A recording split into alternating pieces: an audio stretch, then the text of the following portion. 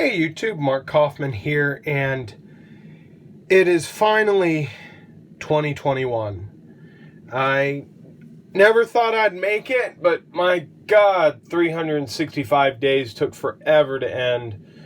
And finally, we're in a new batch of 365 days. So, man, I'm just tired. I'm ready for the new year, and I wanted to talk to you kind of about a discussion. And I saw this in one of the YouTube videos that I follow, not YouTube videos, YouTube channels that I follow. And I thought it was a very interesting topic, and I thought I would start 2021 off with not a overview, or why I like this knife, but more of a thought of what does your knife say about you. And I tried to choose 5 knives that represented a very big spectrum of the knife community.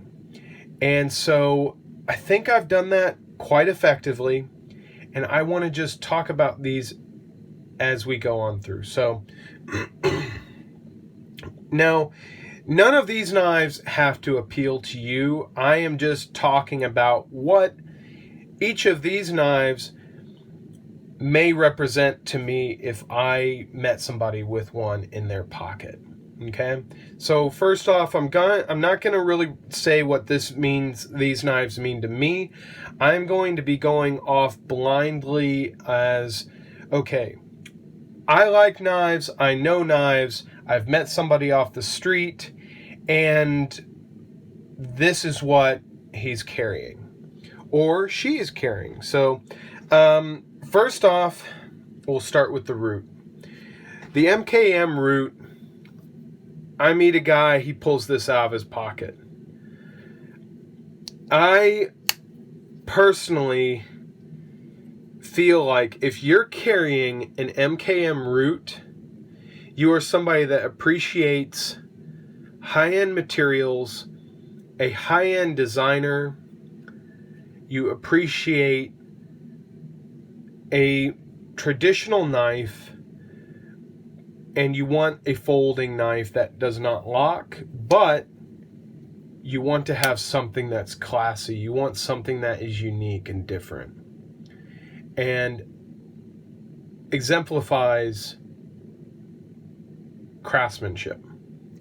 I feel like if I met somebody carrying one of these, I would say he knows something about knives, and he's somebody to talk to. Now, this knife in particular, if you're new to the channel, this one I have modified. I did add a sharpening choil to it, and I added quite a big one to it. I like big sharpening choils that are big and deep, so they allow for a ability to equally sharpen the edge of the blade.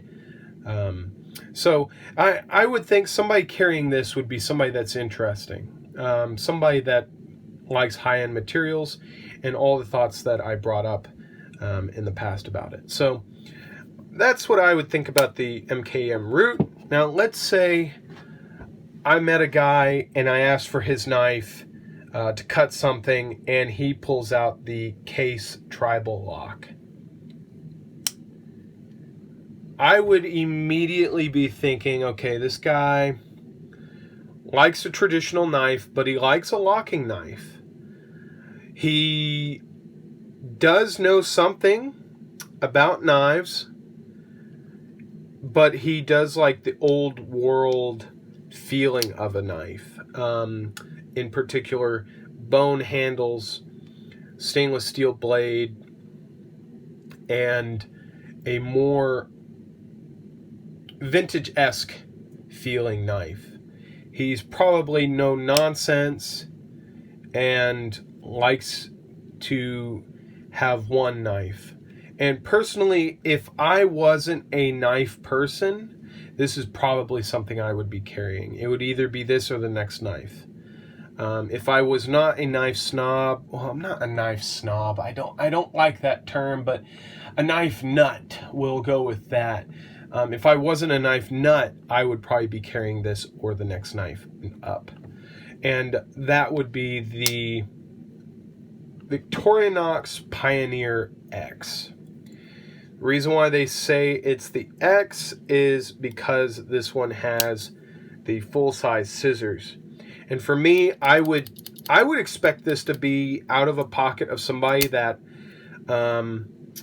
works with his hands, needs a knife that will get the job done, but he doesn't want to spend a lot of money on a knife. Now, I know that these are not the cheapest of Victorinox knives, which I'm trying to get this gunk off the blade here, but I know that these are not the cheapest of Victorinox knives, but I would think somebody carrying this would definitely be somebody that works with his hands and works outside a lot, and probably at the same time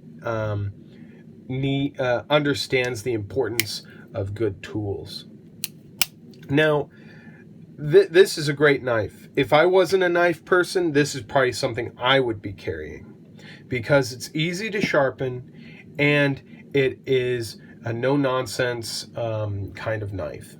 It's got the tools you need and it'll get the job done.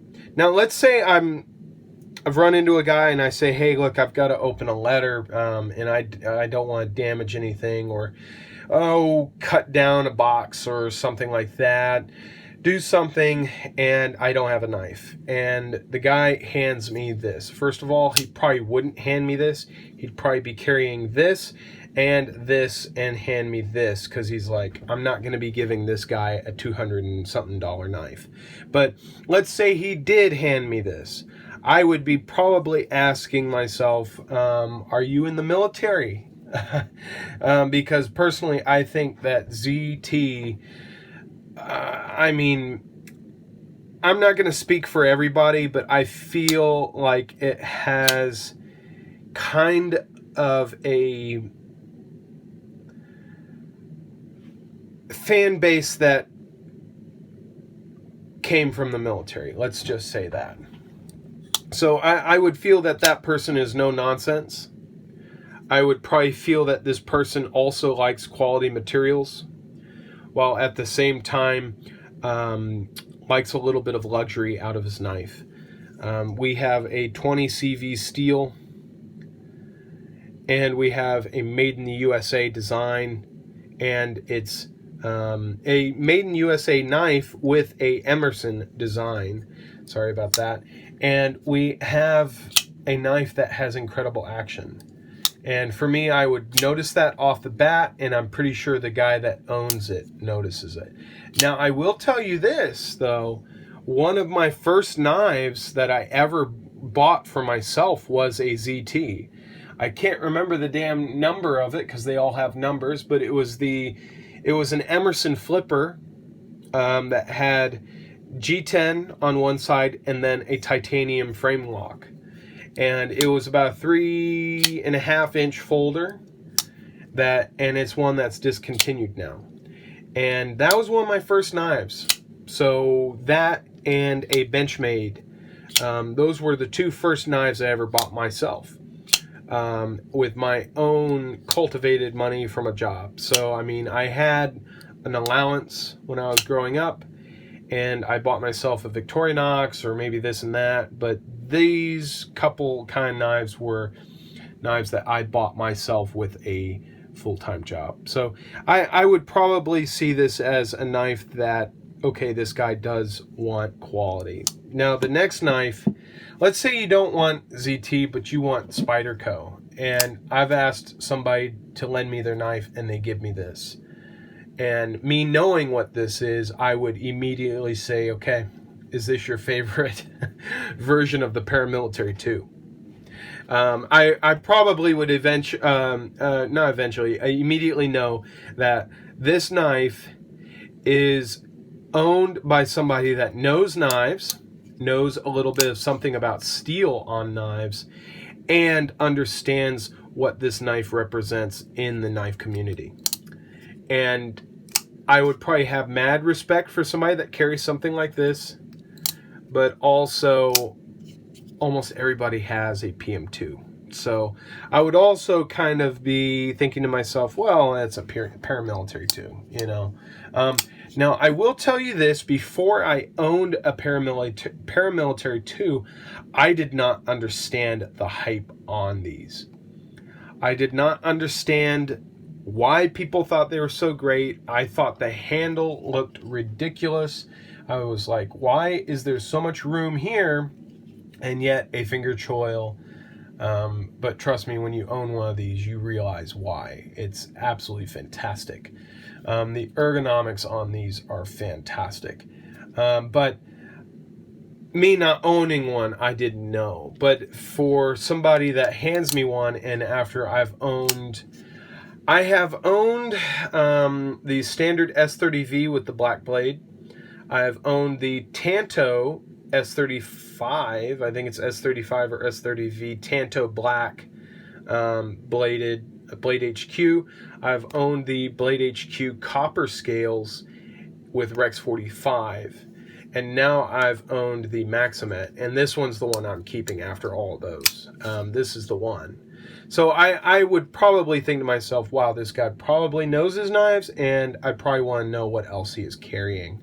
So this is just a really quick video of just kind of like what a knife may say about you. I may have started this video completely going off of a different idea, but I ended up just making it, hey, somebody's handed me a knife, what do I think, and what does your knife say about you? So if you guys have any other ideas on what these knives may say about somebody, that, like, let's say you've met somebody and they hand you this knife to use, what are you thinking to yourself? Which one of these knives appeals to you? Which one of these knives would you say, no way, I'm not having any of that?